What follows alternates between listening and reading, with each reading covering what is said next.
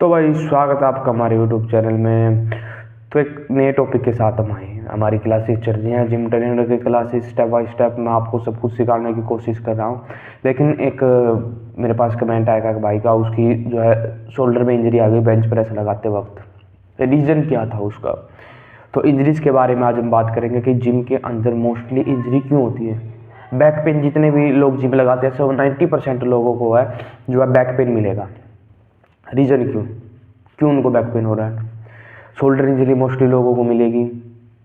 ठीक है, muscle tear हो जाते हैं एक्सरसाइज लगाते हो। तो आपने इंस्टाग्राम या फिर यूट्यूब पर कई ऐसी वीडियो देखी होगी जो फेमस बड़े बड़े बॉडी बिल्डर है, बड़े एथलीट्स हैं, जो उनका बाइसेप्स टीयर हो रहा है डेडलिफ्ट लगाते वक्त, या उनकी जो है बेंच प्रेस लगाते वक्त चेस्ट मसल जो है पेक्टोरल मेजर है जो हमारा वो टीयर हो रहा है। क्यों हो रहा है? उसका कोई तो रीज़न होगा। बहुत सारे लोगों को इंजरी हो रही है जिम के अंदर। देखिए, सबसे पहले क्या आता है, हमारा पोस्चर। जब भी हम कोई एक्सरसाइज लगाते हैं, यहाँ तक कि सर्टिफाइड ट्रेनर है जो, उनमें से बहुत सारे लोग ऐसे हैं उनको भी नहीं पता कि राइट पोस्चर क्या है एक्सरसाइज का।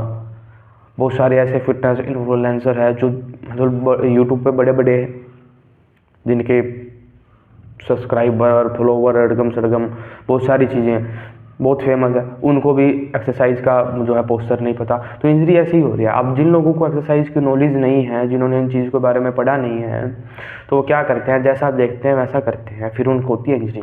अनैटमी किसी को नहीं पता। देखिए, कि चाहे वो डॉक्टर हो या फिर एक जिम ट्रेनर हो, उसको बॉडी की अनैटमी आनी ज़रूरी है। अनैटमी यानी कि जो हमारी क्लासेस चल रही है, बोन्स के बारे में पता होना चाहिए, मसल्स के बारे में पता होना चाहिए, मूवमेंट के बारे में पता होना चाहिए, किस मसल पर कितना लोड हम डाल सकते हैं उसके बारे में पता होना चाहिए। एक हमारा टेस्ट होता है इसके अंदर, जिम के अंदर 1RM। उसमें क्या होता है, 1 रेप्स मैक्सिमम, यानी कि हम एक एथलीट के साथ या एक क्लाइंट के साथ ये चेक करते हैं कि उसका वेट उठाने की कैपेबिलिटी कितनी है।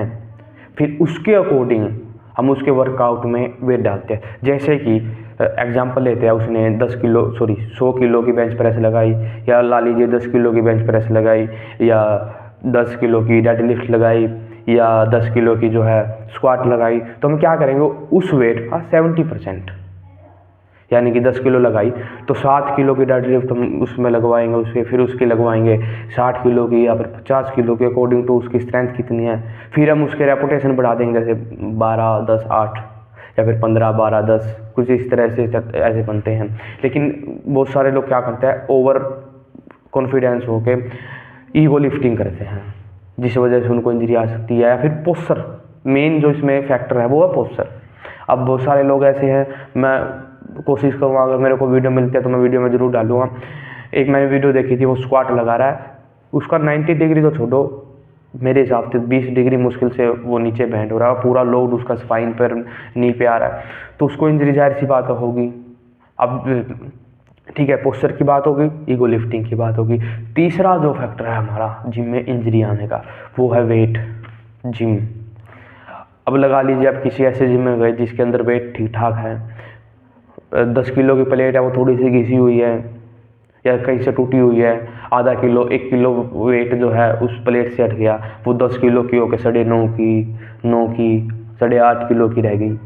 अब ठीक है, मान लो आप बेंच प्रेस लगा रहे हो, ठीक है, एक तरफ आपने 10 किलो की प्लेट डाली, वो थोड़ी सी टूटी हुई है या ज़्यादा घिसी हुई है, तो वहाँ उसका आधा किलो, 200 ग्राम, 300 ग्राम जो वेट लूज़ हो गया, ख़त्म हो गया। इस तरफ आपने एक अच्छी प्लेट डाली जिसमें 10 किलो वेट है, अब क्या हुआ, बैलेंस हमारा बिगड़ गया उधर ही। इतने में ही फ़र्क आ जाता है और इतने में ही आपको इंजरी हो सकती है। ज़रूरी नहीं है कि 10 किलो एक्स्ट्रा हो तभी इंजरी होगी।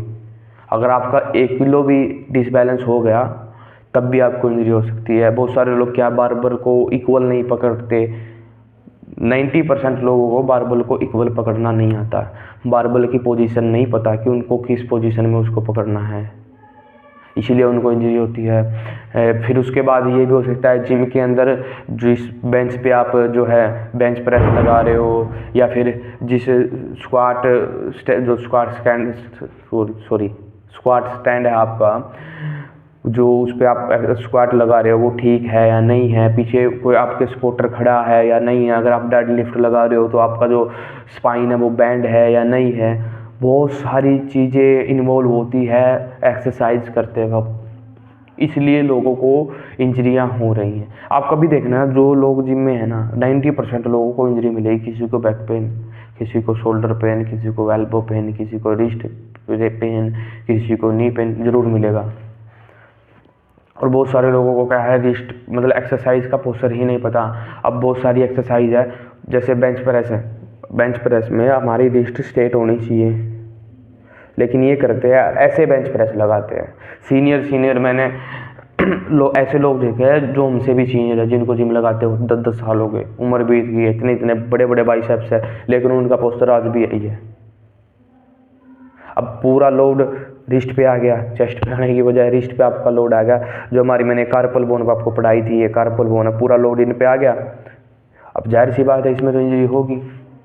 अब आप एक बात बताओ, कार्पल इस पे आपकी रिस्ट पे 100 kg की आपने बेंच प्रेस लगाई और पूरा लोड, पूरा तो नहीं कहूँगा, 50-60% लोड आपका रिस्ट पे आ रहा है, तो जाहिर सी बात है वो कहाँ तक उसको एडजस्ट कर पाएगी। अगर आपकी बोन स्ट्रॉन्ग है, आप डाइट अच्छा लेते हो, तो शायद हो सकता है कि वहाँ इंजरी ना हो, लेकिन चांस तो है। तो रिस्क नहीं लेना चाहिए कभी भी इंजरीज के मामले में, जिम के मामले में। और कोई ऐसा ट्रेनर आप रखो या किसी ऐसे लोग को फॉलो करो अगर आपका ट्रेनर का बजट नहीं है, जिसको वास्तविक मतलब जिसको आता हो कुछ। अब ऐसे ही किसी की बॉडी अच्छी है तो उसको लगा लें, हाँ इसको नॉलेज अच्छी होगी, भाई बॉडी बना रखी है तो नॉलेज अच्छी है। ऐसा नहीं होता। मोस्टली इंडिया में सोच है लोगों की, ये मिथ है कि जिसकी अच्छी बॉडी है उसी को नॉलेज अच्छी है। ऐसा कुछ भी नहीं है भाई। तो बस यही करूँगा कि पहले एक्सरसाइज का सही पोस्चर जानो, उसका रीज़न जानो कि वो एक्सरसाइज किस लिए बनी है और क्यों करनी है, किस पोस्चर में करनी है, हमारी पोजीशन क्या होनी चाहिए।